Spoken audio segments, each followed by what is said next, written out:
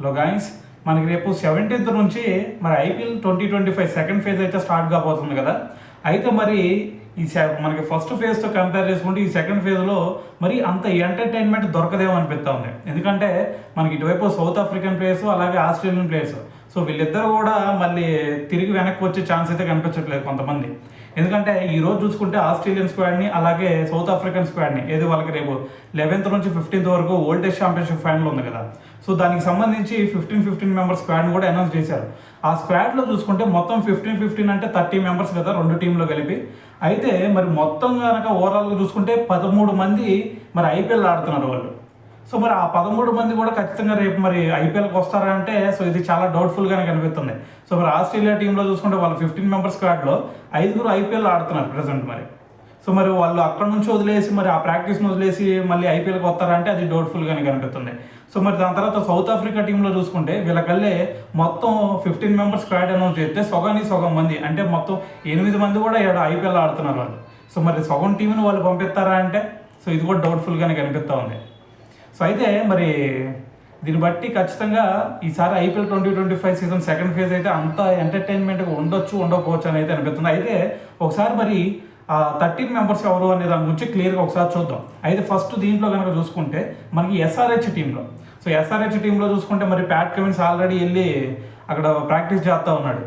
So practice సెషన్లో start అయ్యాడు కాబట్టి మరి మళ్ళీ ఐపీఎల్కి వస్తాడంటే అది డౌట్ఫుల్లే. సో దాని తర్వాత వచ్చేసరికి మరి ట్రావిస్ హెడ్, సో అతను కూడా వచ్చే ఛాన్స్ కనిపించట్లేదు. సో దాని తర్వాత మరి సౌత్ ఆఫ్రికా టీంలో చూసుకుంటే ఎస్ఆర్హెచ్ తరపున మరి మోల్డర్, సో అతను కూడా మరి ఎస్ఆర్హెచ్ టీంకి ఆడుతున్నాడు కాబట్టి అతని ఇంపాక్ట్ పెద్దగా ఉండకపోవచ్చు. సో మరి వాళ్ళిద్దరు ఎవరైతే ఉన్నారో సో మరి వాళ్ళిద్దరు ఇంపాక్ట్ అయితే ఎస్ఆర్హెచ్ టీం మీద ఖచ్చితంగా పడింది.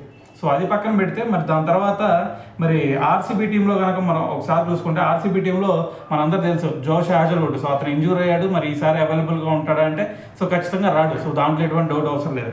అయితే దాని తర్వాత పంజాబ్ కింగ్స్ టీంలో కనుక మనం ఒకసారి చూసుకుంటే జోష్ ఇంగ్లీష్, సో అతను చాలా ఇంపార్టెంట్ ఇప్పుడు వాళ్ళ టీంకి.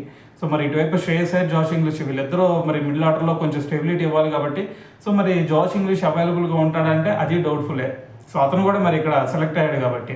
సో దాని తర్వాత మరి ఢిల్లీ టీంలో కనుక ఒకసారి చూసుకుంటే మనం మిచెల్ స్టార్క్ అలాగే స్టబ్స్, సో వీళ్ళిద్దరు కూడా మరి అటువైపు ఆస్ట్రేలియా టీంలో మిచెల్ స్టార్క్ అవైలబుల్గా ఉండడు, ఇటువైపు సౌత్ ఆఫ్రికా టీంలో వచ్చేసరికి స్టబ్స్ కూడా అవైలబుల్గా ఉండటం సో చాలా కష్టమే. సో కాబట్టి వీళ్ళిద్దరు కూడా ఐపీఎల్లో మిస్ అవ్వాల్సిందే. సో దాని తర్వాత లక్నోలో వచ్చేసరికి మార్క్రమ్, దాని తర్వాత ఆర్సీబీలో వచ్చేసరికి ఎంగిడి. సో మరి వీళ్ళిద్దరు కూడా అటువైపు హాజల్వుడ్ అవైలబుల్గా లేడు, ఇటువైపు ఎంగిడి అవైలబుల్గా ఉండే ఛాన్స్ కనిపించట్లేదు. సో కాబట్టి ఇది ఒక బ్యాక్ డ్రాప్ అని చెప్పాలి. దాని తర్వాత ముంబై ఇండియన్స్ టీంలో కనుక ఒకసారి చూసుకుంటే మరి కార్బిన్ బాష్, దాని తర్వాత రియాన్ రికల్టన్. సో మరి కార్బిన్ బాష్ది అంత ఇంపాక్ట్ లేకపోయినా సరే రియాన్ రికల్టన్ మరి ఓపెనింగ్ చేయాలి. సో మరి అతను లేకపోతే ఇది కూడా కొంచెం ఇబ్బందిగానే మారే ఛాన్స్ ఉంది ముంబై ఇండియన్స్కి. అయితే దాని తర్వాత ఇంకా గుజరాత్ టైటాన్స్ టీంలో కనుక మనం చూసుకుంటే మరి రబాడా, సో మరి రబాడా మనం కూడా ఆడట్లేదు కాబట్టి సో మరి జీటీకి అంత ఇంపాక్ట్ అయితే కనిపించకపోవచ్చు. ఏదైనా సరే మరి ఇక్కడ మెయిన్గా చెప్పాలంటే ఎస్ఆర్హెచ్ టీంకి, దాని తర్వాత ఆర్సీబీ టీంకి మెయిన్గా, దాని తర్వాత ముంబై ఇండియన్స్ టీంకి కొంచెం ఎఫెక్ట్ పడే ఛాన్స్ అయితే కనిపిస్తోంది.